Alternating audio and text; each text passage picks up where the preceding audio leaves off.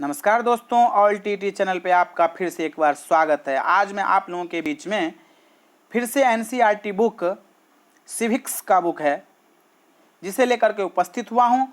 उसका दूसरा चैप्टर है और दूसरा भाग है।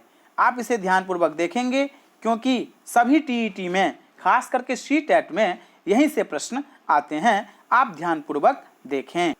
आज हम छठी क्लास के जो सिविक्स हैं उसका दूसरा चैप्टर का दूसरा भाग आप लोगों के बीच में रखूंगा, जिसका नाम है असमानता एवं भेदभाव। अब देखिए ये कैसे किया जाता है, इसके बारे में यहाँ पर कहा गया है। भेदभाव तब होता है जब लोग पूर्वाग्रहों या रूढ़िबद्ध धारणाओं के आधार पर व्यवहार करते हैं, दिखाने के लिए कुछ करते हैं। अगर आप उन्हें कुछ गतिविधियों में भाग लेने से रोकते हैं, किसी खास नौकरी को करने से रोकते हैं या किसी मोहल्ले में रहने नहीं देते हैं, एक ही कुएं या हैंडपंप से पानी नहीं लेने देते और दूसरे द्वारा इस्तेमाल किए जा रहे कप या गिलास में चाय नहीं पीने देते हैं, तो इसका मतलब है कि आप उनके साथ में भेदभाव कर रहे हैं। इसी भेदभाव को हमें समझना है और यहाँ से यदि प्रश्न आएगा सीटेट में उसे हल करना है। आप इसे ध्यानपूर्वक देखेंगे। अब यहाँ पर कहते हैं कि भेदभाव कई कारणों से हो सकता है। आप याद करें कि पिछले पाठ में समीर 1 और समीर 2 एक दूसरे से बहुत ही भिन्न थे। उदाहरण के लिए उनका धर्म अलग था। यह विविधता का एक पहलू है, पर यह भेदभाव का कारण भी बन सकता है। ऐसा तब होता है जब लोग अपने से भिन्न प्रथाओं और रिवाजों को निम्न कोटि का मानते हैं। दोनों समीरों में एक और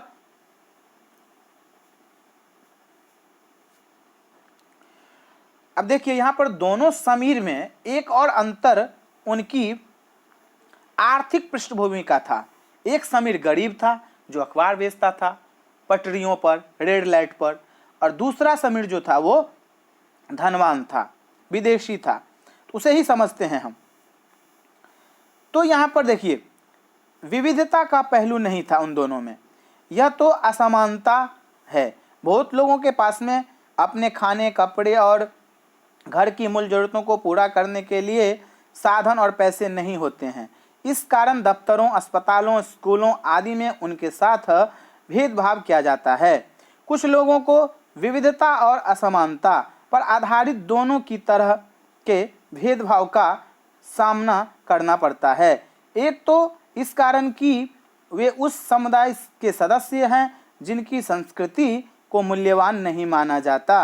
ऊपर से यदि वे गरीब हैं और उनके पास में अपनी जरूरतों को पूरा करने के साधन नहीं हैं, तो इस आधार पर भी भेदभाव किया जाता है। ऐसे दोहरे भेदभाव का सामना कई जनजातीय लोग, धार्मिक समूहों और खास क्षेत्र के लोगों को करना पड़ता है।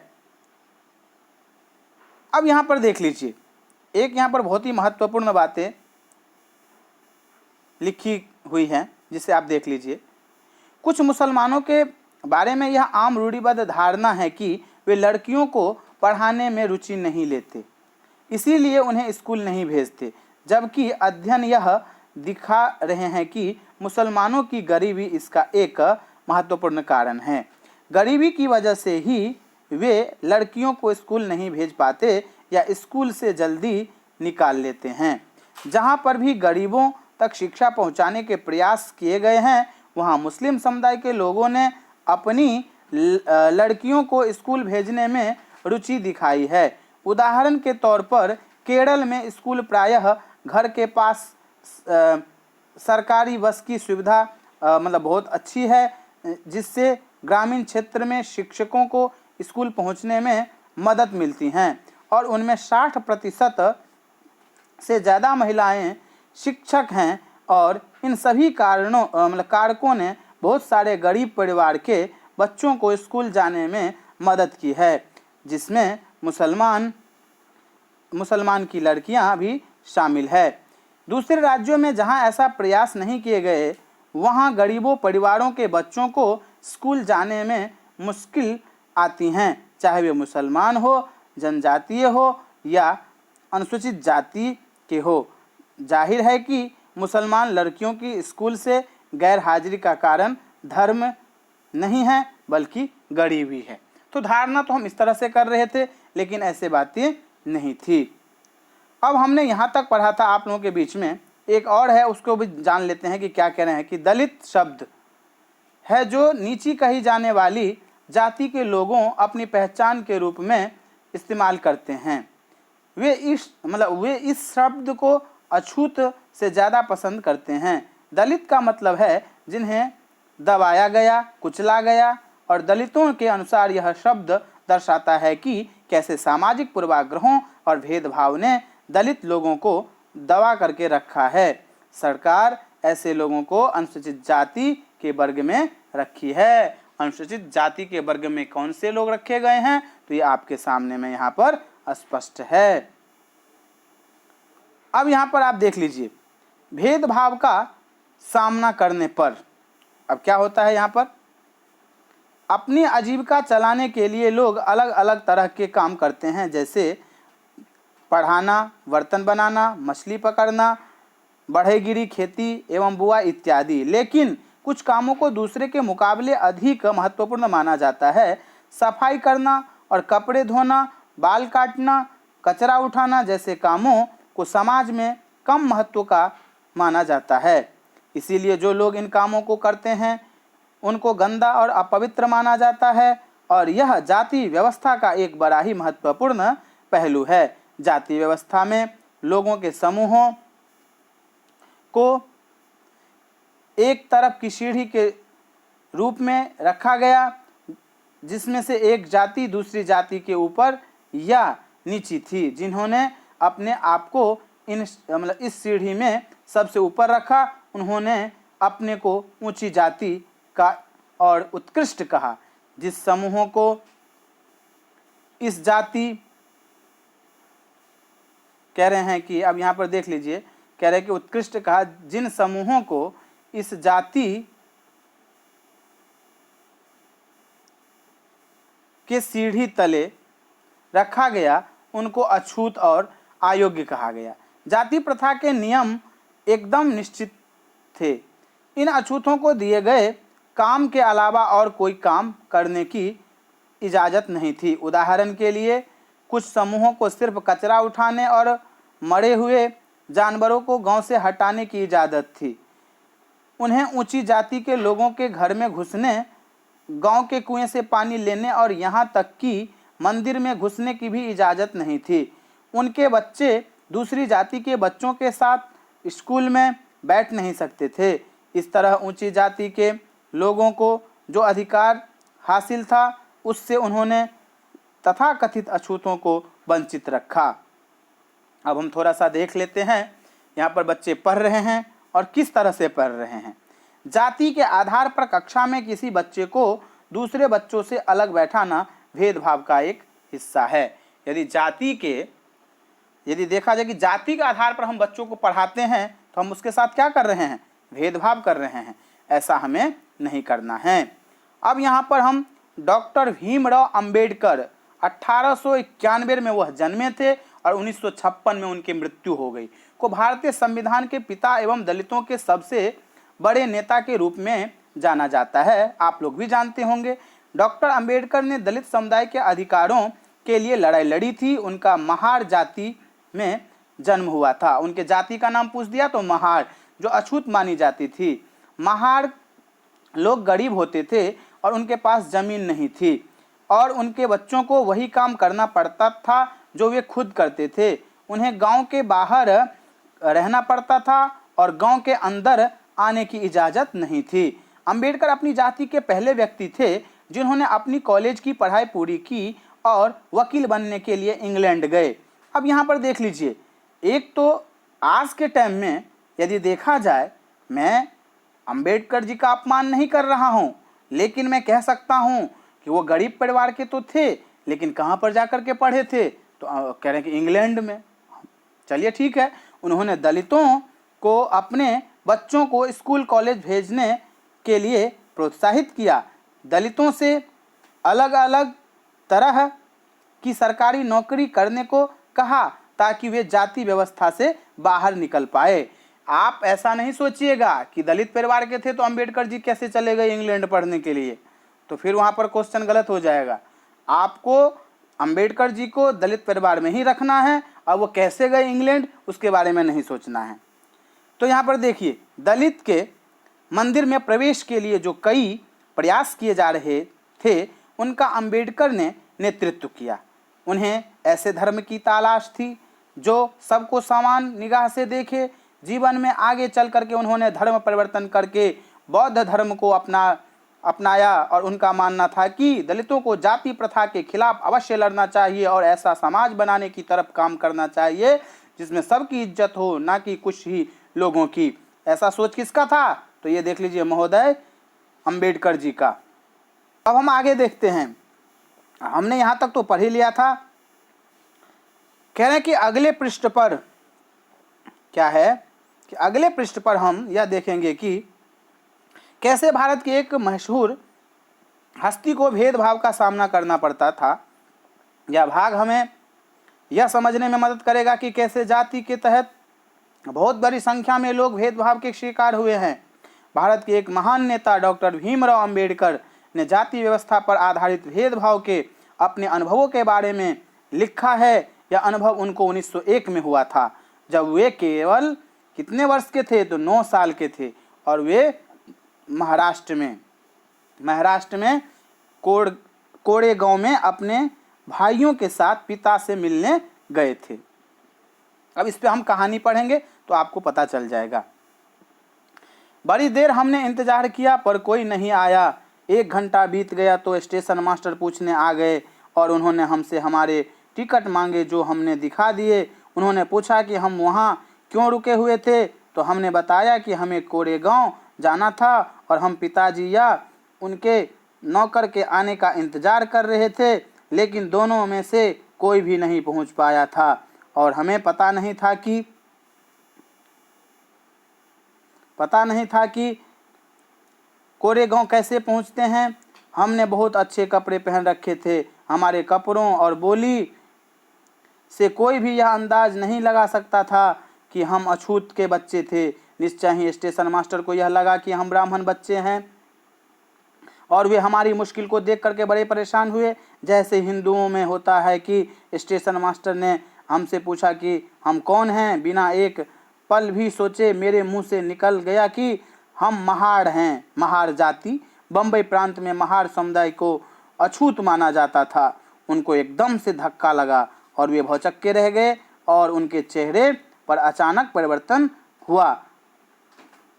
हमने देख लिया कि एक अजीब सी घृणा की भावना उन पर हावी हो गई थी। उन्होंने जैसे ही मेरा जवाब सुना तो वे अपने कमरे में वापस चले गए और हम वहीं खड़े रह गए। 15-20 मिनट बीत गए।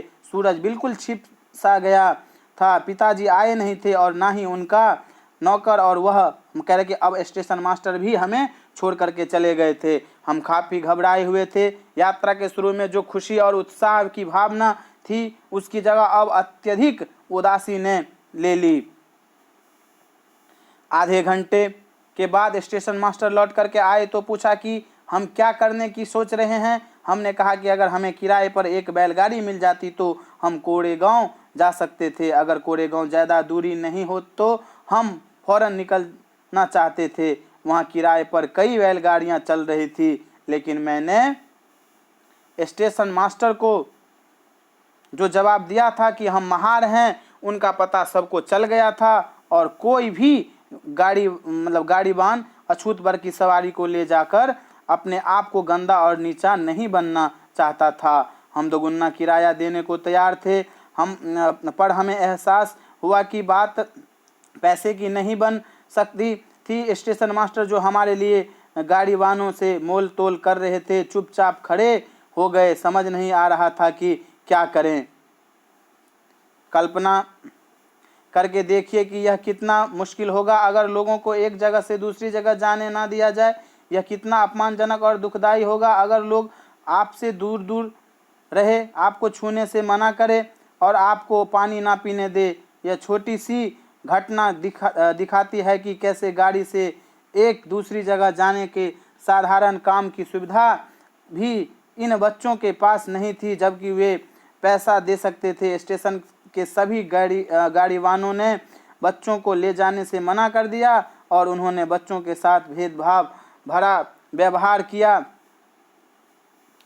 इस कहानी से यह बिल्कुल साफ है कि जाति पर आधारित भेदभाव न केवल दलितों को कई गतिविधियों से वंचित रखता है, बल्कि वह उन्हें आदर और सम्मान भी नहीं मिलने देता, दूसरों को मिलता है। अब इसी तरह से हम भेदभाव को भी देख लिए। अब यहाँ पर देख लीजिए क्या लिखा हुआ है, बच्चे पैसा देने को तैयार थे। अब इसके बारे में तो आप सिर्फ क्या कर सकते हैं, तो कल्पना कर सकते हैं। अब आगे हम यहाँ देख लेते हैं। कह रहे हैं कि समानता के लिए संघर्ष, ब्रिटिश शासन से आज़ादी पाने के लिए जो संघर्ष किया गया था, उसमें समानता के व्यवहार के लिए किया गया संघर्ष भी शामिल था। दलितों, औरतों, जनजातीय लोगों और किसानों ने अपने जीवन में जिन गैर बराबरी का अनुभव किया, उसके खिलाफ उन्होंने लड़ाई लड़ी। और जैसा कि पहले भी बात हुई, बहुत सारे दलितों ने संगठित होकर के मंदिर में प्रवेश पाने के लिए संघर्ष किया। महिलाओं ने मांग की कि जैसे पुरुषों के पास शिक्षा का अधिकार है, वैसे उन्हें भी अधिकार मिले। किसानों और दलितों ने अपने आप को जमींदारों और उनकी ऊंची ब्याज की दर से छुटकारा दिलाने के लिए संघर्ष किया। 1947 में भारत जब आज़ाद हुआ और एक राष्ट्र बना, तो हमारे नेता ने समाज में व्याप्त कई तरह की असमानताओं पर विचार किया। संविधान को लिखने वाले लोग भी और इस बात से अवगत थे कि हमारे समाज में कैसे भेदभाव किया जाता है और लोगों ने उसके खिलाफ किस तरह से संघर्ष किया है। कई नेता इन लड़ाइयों के हिस्से थे, जैसे डॉक्टर भीमराव अंबेडकर। इसीलिए नेता ने संविधान में ऐसी दृष्टि और लक्ष्य रखा जिससे भारत में सभी लोगों को बराबर माना जाए। समानता को एक अहम मूल्य की तरह माना गया है, जो कि हम सभी को एक भारतीय के रूप में जोड़ती हैं। प्रत्येक व्यक्ति को समान अधिकार और समान अवसर प्राप्त है। अस्पृश्यता यानी कि छुआछूत को अपराध की तरह देखा जाता है और इसे कानूनी रूप से खत्म कर दिया गया है। लोग अपनी पसंद का काम चुनने के लिए बिल्कुल आज़ाद हैं। नौकरियां सभी लोगों के लिए नौकरियां सभी लोगों के लिए खुली हुई हैं और इन सब के अलावा संविधान ने सरकार पर यह विशेष जिम्मेदारी डाल दी थी कि वह गरीबों और मुख्य धारा से अलग थलग पड़ गए समुदायों को इस समानता के अधिकार के फायदे दिलवाने के लिए विशेष कदम उठाए। तो हमने दलित के अलावा कई अन्य समुदाय हैं जिनके साथ भेदभाव किया जाता है। क्या आप भेदभाव के कुछ अन्य उदाहरण सोच सकते हैं? तो ये हम इसके ऊपर में कल्पना कर सकते हैं। तो हमने आगे अब देखते हैं कि आगे यहाँ पर हमने भीमराव अंबेडकर के बारे में सारा कुछ पढ़ लिया, क्या था, नहीं था, किस प्रकार से था और वे कहाँ से कैसे किए थे। अब यहाँ पर देख लीजिए, doctor Bhimrao Ambedkar, writing and speeches, खंड 12, संपादन बसंत मून, बम्बई शिक्षा विभाग, महाराष्ट्र। इसके बारे में भी आप देख लीजिएगा, जो डॉक्टर भीमराव अंबेडकर के द्वारा जो है वो इसकी जो स्रोत है उससे जो लिया गया है। आगे हम देख लेते हैं कि क्या कह रहे हैं। अब यहाँ पर देख लीजिए, हालांकि हमारे संविधान में इन विचारों पर जोर दिया गया है, पर यह पाठ इसी बात को उठाता है कि असमानता आज भी मौजूद है। समानता वह मूल्य है जिसके लिए हमें निरंतर संघर्ष करते रहना होगा। भारतीयों के लिए समानता का मूल्य वास्तविक जीवन का हिस्सा बने और सच्चाई बने, इसके लिए लोगों के संघर्ष और उनके आंदोलन और सरकार द्वारा उठाए जाने वाले कदम बहुत ही जरूरी है। अब हमने इसके बारे में भी देख लिया। अब देखिए संविधान क्या कहता है। संविधान के लेखकों ने यह भी कहा है कि विविधता की इज्जत करना, उसे मूल्यवान मानना समानता सुनिश्चित करने में बहुत ही महत्वपूर्ण कारक है। उन्होंने यह महसूस किया है कि लोगों को अपने धर्म का पालन करने, अपनी भाषा बोलने, अपने त्यौहार मनाने और अपने आप को खुले रूप से अभिव्यक्त करने की आज़ादी होनी चाहिए। उन्होंने कहा है कि कोई एक भाषा, धर्म या त्यौहार सबके लिए अनिवार्य नहीं बनना चाहिए। उन्होंने जोर दिया है कि सरकार सभी धर्मों को बराबर मानेगी, इसीलिए भारत एक धर्मनिरपेक्ष देश है। जहाँ पर क्या होता है, लोग बिना भेदभाव के अपने धर्म का पालन करते हैं और इसे हमारी एकता के महत्वपूर्ण कारक के रूप में देखा जाता है कि हम इकट्ठे रहते हैं और एक दूसरों की इज्जत करते हैं। अब यहाँ पर देख लीजिए क्या लिखा हुआ है, थोड़ा सा मैं जूम कर देता हूँ। ये उद्देशिका है। कहते हैं कि हम भारत के लोग भारत को एक संपूर्ण प्रभुत्व संपन्न समाजवादी पंथ निरपेक्ष लोकतंत्रात्मक गणराज्य बनाने के लिए तथा उसके समस्त नागरिकों को सामाजिक, आर्थिक, राजनीतिक, न्याय, विचार, अभिव्यक्त, विश्वास, धर्म और उपासना की स्वतंत्रता, प्रतिष्ठा और अवसर की समानता प्राप्त कराने के लिए तथा उन सब में व्यक्ति की गरिमा और राष्ट्र की एकता और अखंडता सुनिश्चित करने वाली बंधुता बढ़ाने के लिए दृढ़ संकल्प होकर अपने इस संविधान सभा में आज तारीख 26 नवंबर 1949 ईस्वी को एतद द्वारा इस संविधान को अंगीकृत, अधिनियमित और आत्मसमर्पित क्या है, आत्म अर्पित करते हैं या आत्मसमर्पित करते हैं। हमने देख लिया संविधान का पहला पृष्ठ, जिसमें स्पष्ट कहा गया है कि सभी भारतीयों को समान प्रतिष्ठा और समान अवसर प्राप्त है। तो हमने आज आपके सामने में दूसरा पाठ रखा है और ये कुछ अभ्यास प्रश्न हैं, आप इसे देख लीजिए, आप इसे अभ्यास अपने आप में करिएगा। तो आज के लिए इतना ही। आगे मैं तीसरा अध्याय लेकर के आप लोगों के बीच में उपस्थित होऊंगा। आप चैनल को सब्सक्राइब करें, लाइक करें और अपने दोस्तों में इसे शेयर करना ना भूलें। धन्यवाद।